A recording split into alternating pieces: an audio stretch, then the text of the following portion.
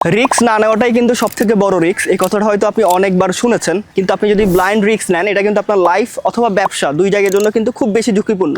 চলেন বিস্তারিত বলি। সেদিন এক ভাইয়ের সাথে কথা হচ্ছিল, উনি বিজনেস শুরু করবেন, জুতার বিজনেস। জিজ্ঞেস করলাম, ভাইয়া কেন শুরু করছেন? উনি বললেন যে ওনার এক ফ্রেন্ড জুতার বিজনেস করে অনেক কিছু করলো অ্যান্ড গাড়ি কিনেছে, বাড়ি করেছে, সো ওনারও প্ল্যান জুতার বিজনেস শুরু করবে। ওনার কোনো প্ল্যানিং নেই, কোনো স্ট্র্যাটেজি নেই, কোনো প্রোডাক্ট মার্কেট ফিট ঠিক আছে কিনা, কোনো রিসার্চই নেই। আলটিমেটলি উনি জাস্ট আরেক ভাই ভালো করছে দেখে একটা ব্লাইন্ড রিস্ক নিচ্ছেন। এই ব্লাইন্ড রিস্ক নেওয়ার কারণে 80% উদ্যোক্তা বিজনেস শুরু করার প্রথম বছরেই লস টস করে ভাই হারাই যায়।